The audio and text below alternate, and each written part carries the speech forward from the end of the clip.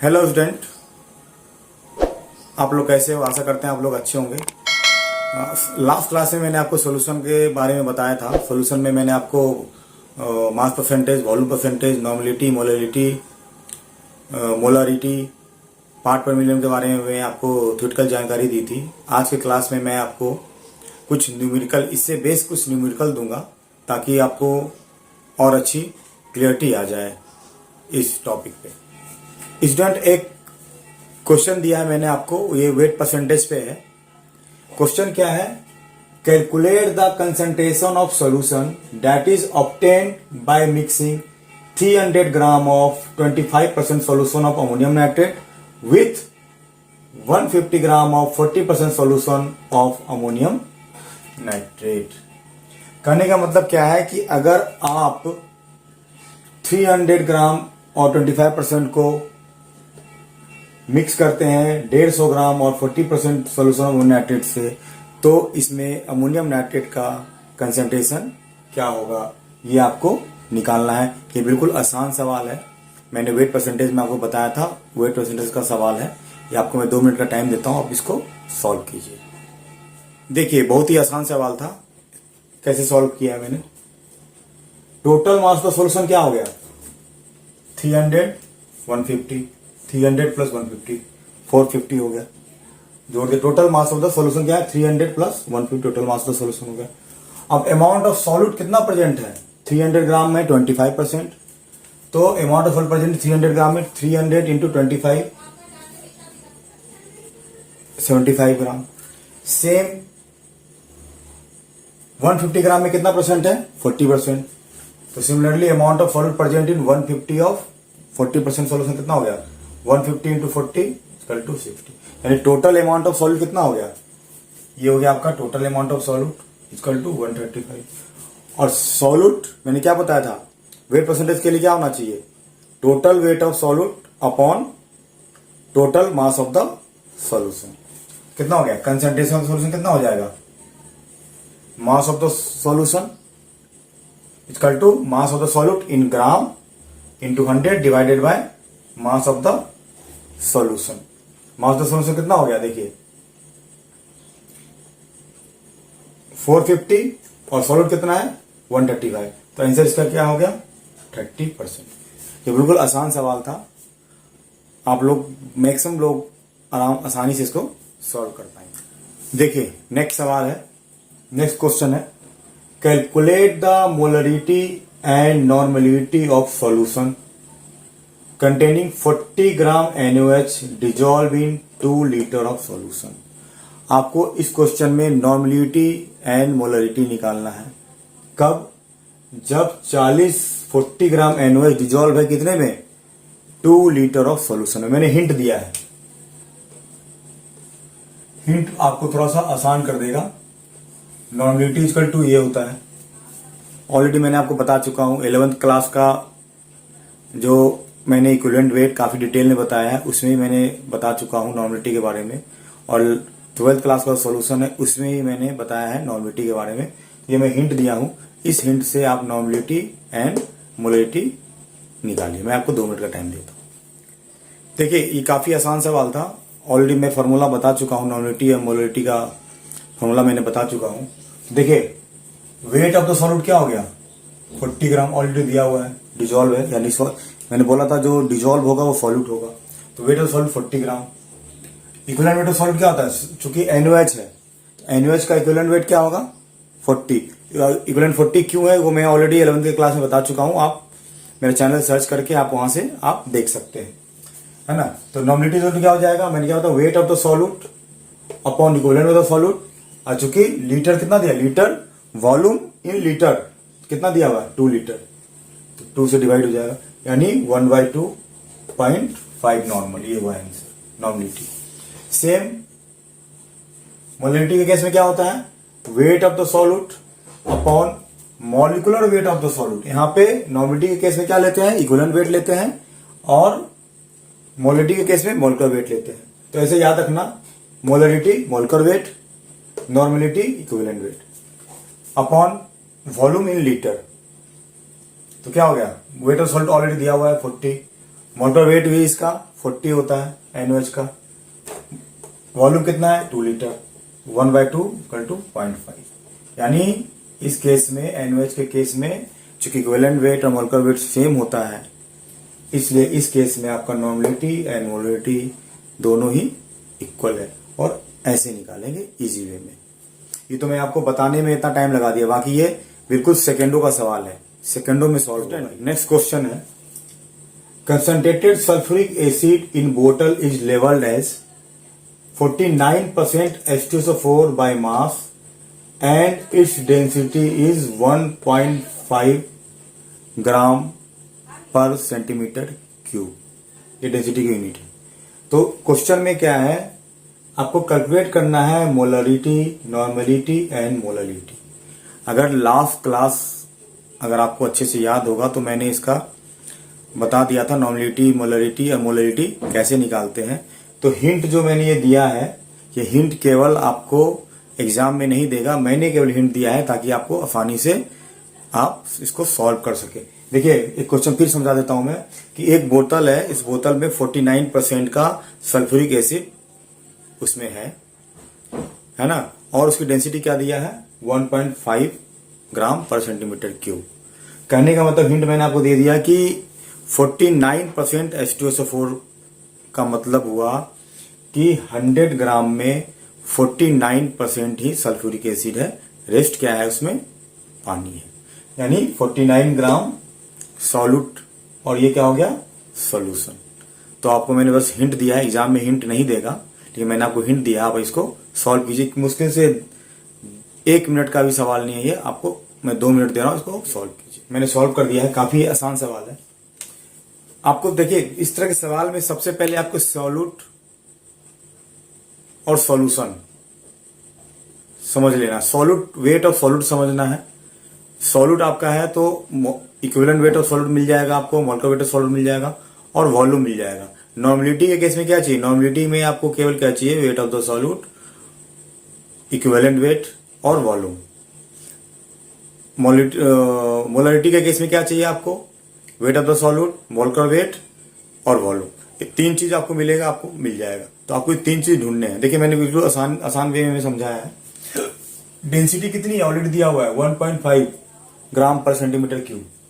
और wait of the solute मैंने क्या बोला था, हिंट इसलिए मैंने दिया था, वेट ऑफ द सॉल्यूट कितना है 49 ग्राम। तो सिंपल है, क्या हो गया आपको पता है, और डेंसिटी दिया हुआ है तो आपको क्या, तीसरा चीज आपको नहीं पता है वॉल्यूम। तो वॉल्यूम कैसे निकालेंगे, आपको पता है mass equal to volume into density. तो वॉल्यूम कितना है, वॉल्यूम इक्वल टू क्या हो जाएगा मास अपॉन डेंसिटी। मास कितना है 100 ग्राम और डेंसिटी इसकी कितनी दी हुई 1.5। तो वॉल्यूम कितना हो गया 66.6 ml। तो बिल्कुल आसान है। मोलरिटी इक्वल कितना हो जाएगा, wait of the solute, already बता चुका हूं मैं लास्ट क्लासेस में, इसे अभी न्यूमेरिकल में बताया मैंने। Wait of the solute upon molar weight of the solute into volume in litre. Litre में है, वॉल्यूम इन लीटर है ये, है ना, वॉल्यूम इन लीटर। चूंकि आप यहां पे ml में है तो इसको लीटर में कन्वर्ट करेंगे तो क्या होगा 1000 से ऊपर मल्टीप्लाई हो जाएगा है ना। तो ये ऑलरेडी मैं बता चुका हूं, 11th क्लास में भी बता चुका हूं और 12th की क्लास में भी बता चुका हूं। कितना हो गया देखिए, वेट ऑफ सॉल्यूट कितना है 49, मोलर वेट कितना होता है सल्फ्यूरिक एसिड का 98, ये भी मैं बता चुका हूं 11th क्लास में 98। वॉल्यूम कितना निकाल लिया आपने 66.6, और चूंकि ml में है तो आपको लीटर में कन्वर्ट करने के लिए क्या किया 1000 से मल्टीप्लाई कर दिया ऊपर। तो कितना हो गया 7.5 इसकी मोलरिटी हो गई। मोलरिटी 7.5 क्या हो गई इसकी मोलरिटी हो गई। इसी तरह अगर नॉर्मलिटी निकालना है तो कैसे निकालेंगे, निकालिए जल्दी फटाफट। नॉर्मलिटी इक्वल टू क्या होगा,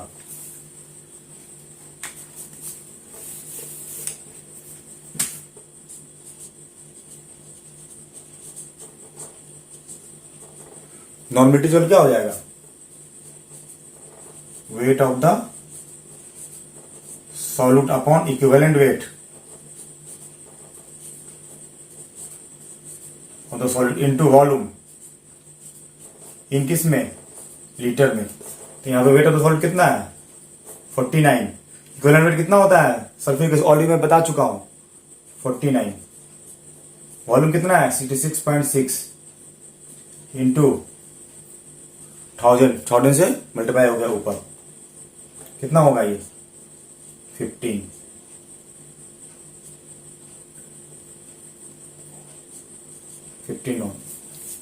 बिल्कुल आसान सवाल है। इसी सवाल में आपने मोलरिटी निकाल लिया, नॉर्मलिटी निकाल लिया, अब नाउ मोलरिटी निकालना है। मोलरिटी कैसे निकालेंगे देखिए, ऑलरेडी क्या दिया हुआ है कि मास of the H2SO4 in 100 gram of the solution, है ना। 100 ग्राम का 49% H2SO4 है। इट मीन्स 100 ग्राम में कितना ग्राम है, 49 ग्राम H2SO4। ऑलरेडी बता चुका हूं सॉल्यूट कितना है। तो मास ऑफ द वाटर प्रेजेंट कितना हो गया, अगर मैंने बोला कि 49 ग्राम, 100 ग्राम में 49 ग्राम सल्फ्यूरिक एसिड है, तो पानी क्या है, रेस्ट पानी होगा, यानी 100 माइनस 49 इक्वल टू 51 ग्राम आपका क्या हो गया, वाटर है। It means amount of H2SO4, H2SO4 कितना है 51 ग्राम ऑफ वाटर और 49 ग्राम है, 51 ग्राम वाटर में क्या है 49 ग्राम आपका H2SO4 है। तो 1000 ग्राम में क्या होगा, 1000 क्यों, क्योंकि मैंने बताया था मोलरिटी का केजी में निकालते हैं। तो क्या हो जाएगा 49 डिवाइडेड बाय 51 इंटू 1000। नेक्स्ट मतलब बता रखा है क्या, मोलरिटी इक्वल क्या बता रखा है, ये देखिए मोलरिटी इक्वल मैंने बता रखा है मास ऑफ द सॉल्यूट पर केजी में, मास ऑफ द सॉल्यूट पर केजी ऑफ द सॉल्वेंट, ये भी है solvent, upon molecular mass of the solute. आपने निकाल रखा है मास ऑफ द सॉल्यूट पर केजी, निकाल रखा है क्या 49 इंटू 51, 49 इंटू 51 इंटू 1000, डिवाइड कर दे किससे, मोलकुलर मास से। मोलकुलर मास कितना होता है H2SO4 का, ऑलरेडी मैं बता चुका हूं H2SO4 का मोलकुलर वेट 98 और इक्विवेलेंट वेट आपका 49 क्यों होता है ये मैं बता चुका हूं ऑलरेडी, है ना। तो इसका क्या हो गया 90 से डिवाइड कर दिए तो क्या हो गया 9.8 मोल पर केजी। ये क्या हो गया मोलरिटी का यूनिट है, आंसर आएगा। सवाल है नॉर्मलिटी पे, बिल्कुल आसान सवाल है। Calculate the molarity of the NaOH solution obtained by dissolving 2 gram NaOH in 50 ml of its solution. ये मोलरिटी आपको निकालना है कब, जब 2 ग्राम NaOH को 50 ml सॉल्यूशन में मिला दिए हैं, तो इसकी मोलरिटी क्या होगी NaOH की। मैंने क्या बोला था मोलरिटी के लिए क्या चाहिए, आपका वेट ऑफ द सॉल्यूट चाहिए, वॉल्यूम चाहिए और उसका मोलर वेट चाहिए। ये 3 चीज आपको मिल जाएगा तो आप इसको मोलरिटी आराम से आप निकाल लेंगे। तो आपको 2 मिनट का समय देता हूं, आप जल्दी से इसको निकाल लीजिए। वेट ऑफ सॉल्यूट कितना दिया हुआ है 2 ग्राम, मोलर वेट ऑफ NaOH कितना होता है 40, वॉल्यूम कितना दिया हुआ है 50 ml। तो मोलरिटी इक्वल टू क्या होता है मैंने बता रखा है, molarity equal to weight of the solute upon molar weight of the solute into volume in litre, है ना। अगर लीटर में नहीं है ml में है तो उसको लीटर में कन्वर्ट करेंगे। तो क्या हो गया देखिए वेट ऑफ द सॉल्यूट दिया हुआ है 2 ग्राम, NaOH का मोलर वेट 40 दिया हुआ है, वॉल्यूम कितना है 50, चूंकि ml में है तो मैंने लीटर में कन्वर्ट कर दिया, तो 1000 से ऊपर मल्टीप्लाई हो गया, यानी कितना हो गया इक्वल टू 1 मोलर। मोलरिटी कितनी होगी 1 होगी। ये आप निकाल सकते हैं आसानी से, wait of the solute upon क्या, यहां पे क्या होता है equivalent weight of the solute into volume इन क्या लीटर। NaOH का इक्विवेलेंट कितना होता है, ये भी 40 होता है, यानी क्या हो जाएगा 2/40 इंटू 50,000, ये भी क्या हो गया 1 नॉर्मल, क्योंकि इक्विवेलेंट वेट इसका क्या होता है NaOH का मोलकुलर वेट भी 40 और इक्विवेलेंट वेट भी 40। ये क्यों होता है कैसे होता है मैं ऑलरेडी, आप मेरे 11th क्लास का जो मेरे चैनल को सर्च मार लेना, 11th क्लास में आपको मैंने अच्छे से इक्विवेलेंट वेट का काफी डिटेल से मैंने समझाया है इक्विवेलेंट वेट निकालना। देखिए मैंने एक नेक्स्ट सवाल दिया है, ये नॉर्मेलिटी बेस्ड सवाल है। Calculate the amount of oxalic acid, oxalic acid का फॉर्मूला मैंने लिख दिया है, इन ग्राम that is required to obtain 250 ml of semi molar solution. देखिए सेमी मोलर सोल्यूशन क्या होता है, डेसी मोलर क्या होता है, सब मैं ऑलरेडी पिछले क्लास में बता चुका हूं। तो आपको ये क्वेश्चन बस समझा देता हूं, मैं अभी सॉल्व नहीं करूंगा, ये आपको सॉल्व करना है। अमाउंट ऑफ ऑक्जेलिक एसिड, आपको अमाउंट बताना है ऑक्जेलिक एसिड का, कब, जब आप 250 ml of semi molar solution है। देखिए मैंने क्या बताया था, नॉर्मेलिटी में 3 चीज होती है, wait of the solute, equivalent weight, volume.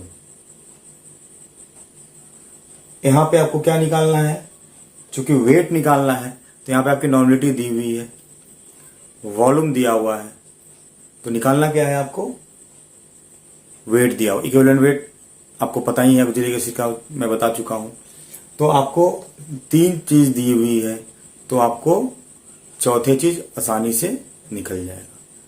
तो ये आप इसको सॉल्व कीजिए, और जितने भी न्यूमेरिकल मैंने बताया है ये पिछले क्लास बेस्ड है सारे न्यूमेरिकल, है ना। काफी आसान था, क्लास लेने में लंबा टाइम लगा, समझाने में लंबा टाइम लगा हुआ, लेकिन काफी आसान सवाल है। तो इस क्वेश्चन को आप सॉल्व करें, और इसका आंसर आप कमेंट में, जिन जिन लोगों ने सॉल्व कर लिया है, कमेंट में जरूर कमेंट करें कि इसका आंसर क्या है।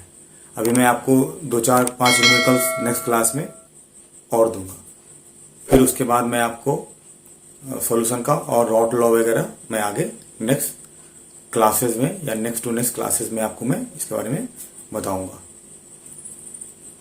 तो थैंक यू।